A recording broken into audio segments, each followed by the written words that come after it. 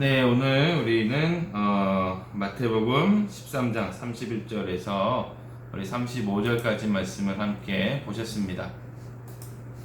자, 오늘 이제 말씀 속에서 보면은 이제 계속해서 예수님께서 이전의 말씀부터 제자들에게 이게 천국에 대해서 이제 가르쳐 주시는데, 그 가르쳐 주시는 방법이 이제 비유로 말씀하셨어요.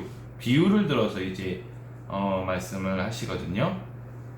어떤 책에 보니까 이런 좀 눈에 띄는 그런 글귀를 소개한 적이 있습니다. 예수님은 비유의 대가이시다 라고 이제 그렇게 성경을 이제 풀이하면서 이야기한 그 책의 내용을 봤었는데, 정말로 여러분들 우리가 예수님께서 말씀을 선포하시는 그 복음서에 있는 우리 성경 말씀을 보면 정말 비유의 말씀이 많으십니다. 비유를 정말 많이 들어 사용하시고 비유를 통해서 복음에 대해서 설명을 해주셨어요. 그런데 왜 예수님께서 비유를 쓰셨을까요? 왜 비유를 쓰셨을까? 한번 생각해 보시기 바랍니다. 보통 여러분들 우리가 그 글을 잘 쓰는 사람 아니면 또 이제 그 설명을 잘하는 사람, 그렇게 이야기할 때 보면, 자, 글을 잘 쓰는 사람들 이런 특징이 있어요. 어려운 말을 쉽게 풀어서 글을 쓰는 사람. 그런 사람들은 이제 이 사람 참 글을 잘 쓴다. 왜냐면 이해가 잘 되니까, 보는 사람들이. 그렇죠. 또 어떤 강의하는 강사들도 보면요, 저 사람 정말 잘 가르친다 라고 봤을 때는 아주 어려운 그 이론들을 쉽게 풀어서 잘 설명을 할 때, 야, 저 사람은 정말 강의를 잘한다, 이제 그렇게 이야기를 합니다. 그러다 보면 이제 지금까지 설교를 하잖아요. 설교를 하면 여태까지 중에서 가장 힘들었던 그 설교의 를 생각해 보면 그 유치부에서 설교할 때가 가장 힘들었었어요. 그래서 보면 영아부는 엄마들 대상으로 이제 설교를 하는 거고, 솔직히 이제 유치부부터는 어린 아이들을 이제 데리고 설교를 하는 건데, 제가 예전에 이제 그 이전 교회에서 교육부 또 이제 전체 담당을 할 때, 그 여름 성경학교 때 이제 설교를 해달라고 해서 부서에서 이제 그 유치부에 가서 설교를 했어요. 여름 성경학교에 이제 설교를 천국과 구원에 대해서, 이제 전도와 구원에 대해서 설교를 했는데, 저는 잘했다고 생각했는데 그 아이 하나가 집에 가서 엄청 울었대요. 왜냐하면 천국에 대한 이야기, 지옥에 대한 이야기인데 너무 무서웠다고, 그래서 이제 그 아이가 상처를 받았다, 이제 그런 이야기가 있었습니다. 제가 생각할 때는 아이들이 이해가 되게끔 쉽게 풀어서 설명을 한 것 같은데 그렇지 않았던 거예요. 제가 그때 느낀 것은 어린 아이들에게, 그러니까 말씀을 풀어서 설명하기가 너무 어려운 거예요. 우리 어른들이나 뭐 청년들, 학생들은요, 좀 어려운 이론이라도 얘기하면 알아듣잖아요. 근데 이 어린 아이들 같은 경우는 어떻게 이 복음의 말씀을, 솔직히 이 성경 말씀이요, 되게 간단한 이론도 아니고 생명을 다루는 굉장히 그 고차원적인 그런 지식이라고 해야 될까요? 굉장히 그 난이도가 높은 말씀들입니다. 이거를 이제 쉽게 풀어서 설명한다는 게 생각보다 쉽지 않다라는 것을 이제 그때 많이 느꼈어요. 그래서 여러분들 예수님께서 이렇게 비유로 말씀하신 이유가 특히 천국에 대한 거, 구원에 대한 거. 여러분들 우리가 눈에 보이지 않고 경험해 보지 못하고 만질 수 없고 솔직히 이해가 안 되는 거를 쉽게 풀어서 듣는 사람들로 하여금 이해가 되게 해주시기 위해서 비유를 통해서 말씀해 주시는 거예요. 그리고 예수님께서 비유를 많이 사용하신다는 것은요, 이 어려운 내용의 천국에 대한 말씀을 듣는 사람들로 하여금 잘 이해되고 잘 깨달을 수 있게끔 우리를 주님께서 생각하시고 사랑하셔서 이렇게 비유를 많이 들어서 설명하시는 거예요. 그래서 보면 여러분들 우리가 자녀들한테 설명을 할 때나 특히 손자손녀들한테도 뭐 설명하실 때 어려운 게 있으면 자꾸 그 아이들이 이해할 수 있는 것을 비유로 그렇게 하는 것이 있습니다. 제가 예전에 생각해 보면은 자동차를 하나 이제 저희 어머니 때부터 타던 아주 오래된 차가 있었어요. 거의 뭐 이제 폐차 직전에 그런 차였는데, 그때 우리 그 아이들이 어릴 때예요. 한 2살, 3살, 4살 그렇게 이제 첫째, 둘째가 그럴 때인데, 저한테는 아빠 이 자동차는 왜 그렇게 자꾸 고장이 나? 그런 거예요. 그러면 이제 아이들한테 설명을 해야 될 거 아니에요. 이 차가 뭐 연식이 오래되고 키로수를 많이 탔고 전혀 이해 못 하잖아요. 그러니까 제가 그때 생각난 게, 이 차는 할아버지 차라서 그래 라고 했어요. 그러니까 아이들이 금방 알아듣더라고요. 아, 이 차도 그러니까 그 나이를 많이 먹는 것처럼 그렇게 해서 약해졌구나, 아이들이 이해를 하더라고요. 이처럼 우리가 어떤 그 중요한 것을 또 설명을 할 때, 어려운 걸 설명할 때 비유를 통해서 설명을 하거든요. 예수님께서도 이 천국에 대한 어려운 내용들을요, 비유를 통해서 우리에게 말씀을 해주시는데, 근데 솔직히 이 비유라도 워낙 어려운 내용을 다루기 때문에 풀이가, 해석이 좀 필요한 부분이 있습니다. 오늘 우리가 읽었던 말씀을 보면, 또 비유를 들어 이르시되, 그렇죠, 31절에 천국은 마치 사람이 자기 밭에 갖다 심은 겨자씨 하나 같으니 라고 말씀해 주셨고요. 또 33절의 말씀에 보면은 또 비유로 말씀하시되 천국은 마치 여자가 가루 서말 속에 갖다 넣어 전부 부풀게 한 누룩과 같으니.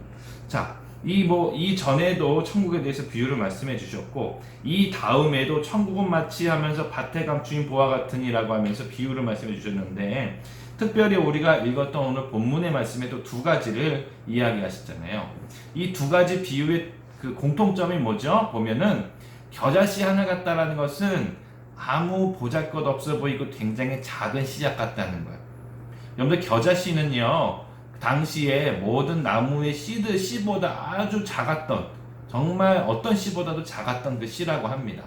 그런데 이 씨가 나무가 되고 자라고 성장해서는 정말 사람들이 볼 때에도 웅장하고 큰 그 나무가 되어서 많은 새들이 그곳에 들어와서 쉴 수 있고 머물 수 있는 그런 나무가 된다고 합니다.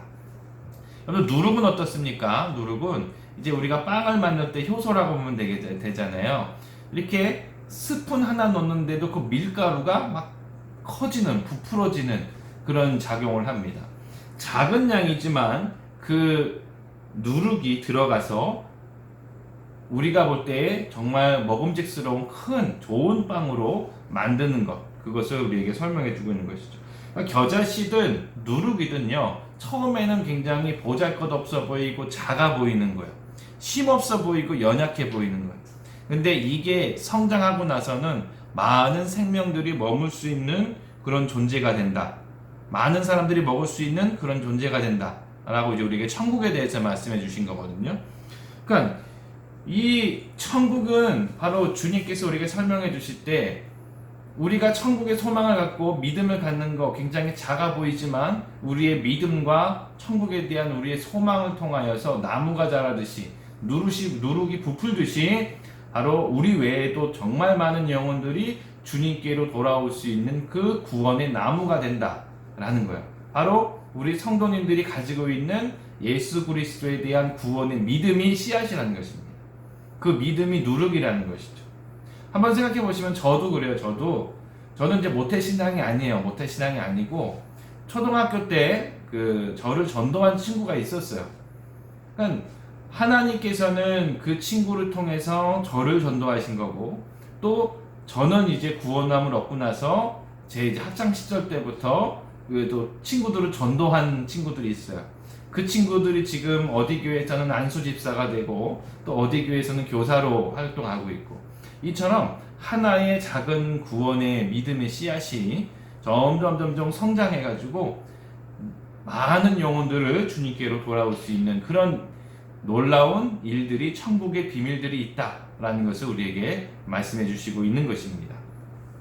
그러니까 주님께서 34절에 보면, 이 모든 것을 우리에게 비유로 말씀하시고 비유가 아니면 아무것도 말씀하시지 아니하셨으니, 이는 선지자를 통하여 말씀하신 바 내가 입을 열어 비유로 말하고 창세부터 감추인 것들을 드러내리라 함을 이루려 함이라. 바로 이제 창세부터 감추어진 것들, 비밀스러운 것들, 천국의 이야기, 그러니까 구원에 대한 이야기를 지금 이 비유를 통해서 우리에게 알아듣게끔 이야기해 주시고 있는 것이죠. 그 다음에 우리가 보면 읽진 않았지만 36절 뒤로 보면은 바로 우리가 31절 이전에 좋은 씨와 가라지, 좋은 열매와 가라지에 대한 그런 설명을 하시거든요. 우리가 이 말씀은 왜 좀 더 집중해서 봐야 되냐면 이렇게 생각해 보실 수가 있어요. 하나님, 왜 지금 우리가 사는 세상에서 하나님을 믿는 의인들은 고난을 당합니까? 또 하나님, 왜 세상의 악인들은 번성하며 악인들은 왜 심판을 당하지 않습니까? 라고 여러분들 우리가 궁금해 할 수가 있어요. 그러니까 그 말씀에 대한 복음의 비밀을 우리에게 지금 전해주시고 있는 거거든요. 바로 좋은 씨는 누굽니까? 좋은 씨는 바로 우리 성도님들, 저와 우리 성도님들과 같은 예수 그리스도를 믿고 천국의 나무와 천국의 누룩으로 살아가는 저와 여러분들이 좋은 씨이고 좋은 열매라는 것이죠. 그런데 여러분들 밭에 가라지라는 것이 들어가 있습니다. 이 가라지는 무엇이죠?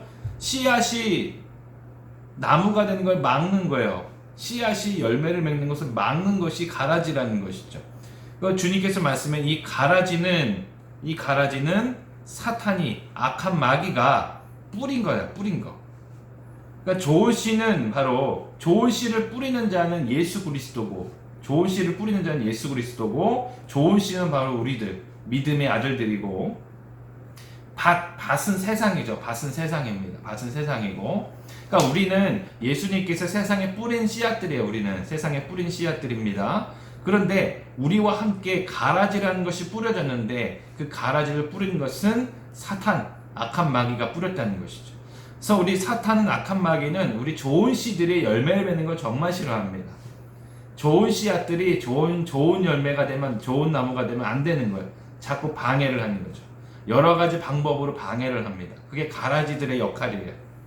그래서 어떨 때는 아주 강한 공격을 해서 우리에게 고난과 아픔을 줘서 절망과 낭만, 그리고 하나님을 의심케 만드는 그런 고난을 주기도 합니다. 어떨 때는요, 성공이라는 달콤한 열매를 줘가지고 교만이라는 싹을 키워서 하나님을 떠나게 만드는 그런 일들도 있는 것이죠. 예를 들어서 보면 여러분들 우리 교회에서 통계적으로 보면 고등학생들이 대학교 갈 때, 대학교 가고 나서 많이 신앙이 떨어져요. 그리고 이제 대학교에서 취업이 돼가지고 직장에 들어가면 또 신앙이 많이 떨어져요. 그러니까 이 말은 뭐냐면 열심히 준비해오고 기도해왔던 것이 이루어지고 성공했잖아요. 내가 목적했던 것들이 성공하고 이루어졌는데 그 속에 또한 함정이, 위험성이 있는 거야. 바로 이제 내가 간절히 원하는 것을 이루었으니 거기에 심취하고 주님을 떠나게 되는 것이죠. 악한 사단 마귀는 그러니까 우리를 향하여서 공격할 때 강한 공격이든 고난이든 달콤한 유혹이든 아주 교묘하게 우리 성도님들이 좋은 씨앗이 되지 못하게, 좋은 나무와 좋은 열매를 맺지 못하게 우리를 계속적으로 공격한다는 것을 알고 계셔야 되는 것입니다. 그래서 우리는 매일매일 영적 전투와 같은 거예요.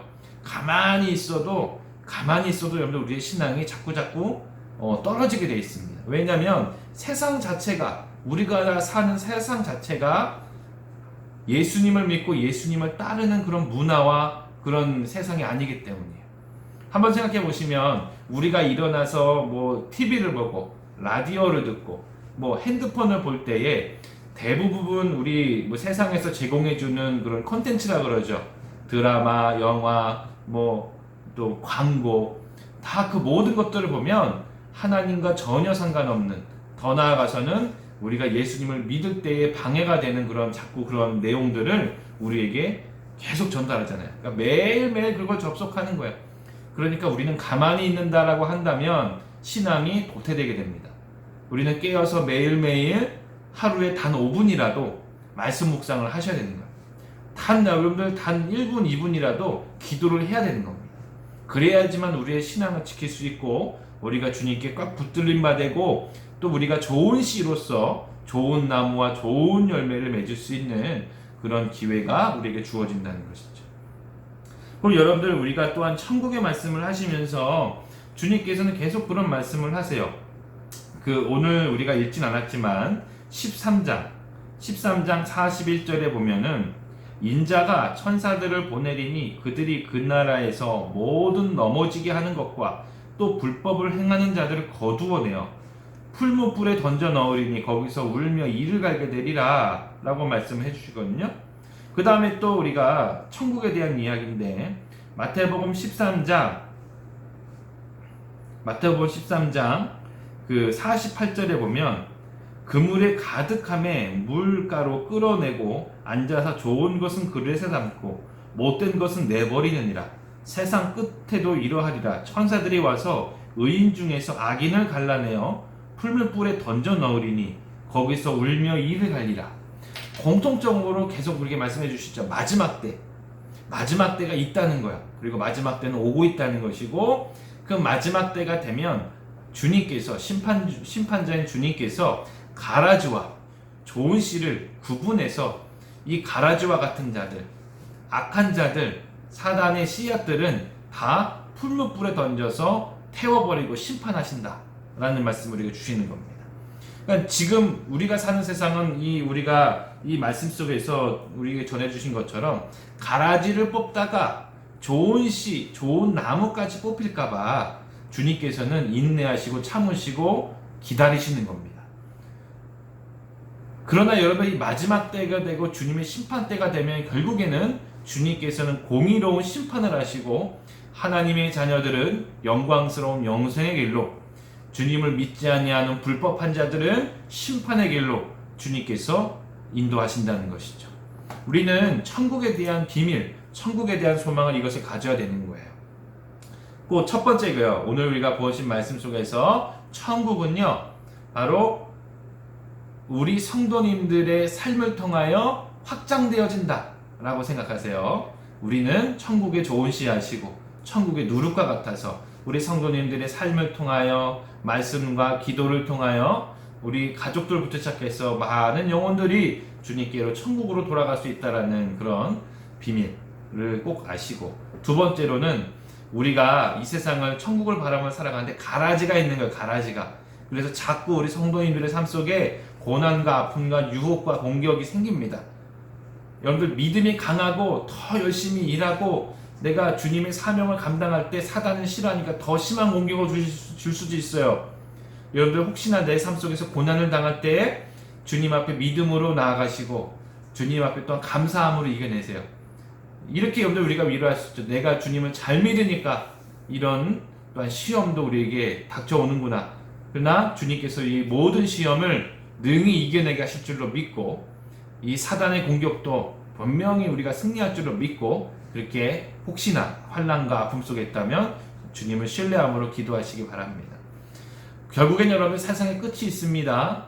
이게 뭐 지구의 종말, 꼭 주님의 재림이 와서 끝이든 우리의 생명의 연수가 다 돼서 끝이든 아무쪼록 우리 개인으로 보면 그때가 마지막 종말이라는 것이죠. 곧 다가오고 있다는 것입니다. 누구도 피할 수 없는 것이고요.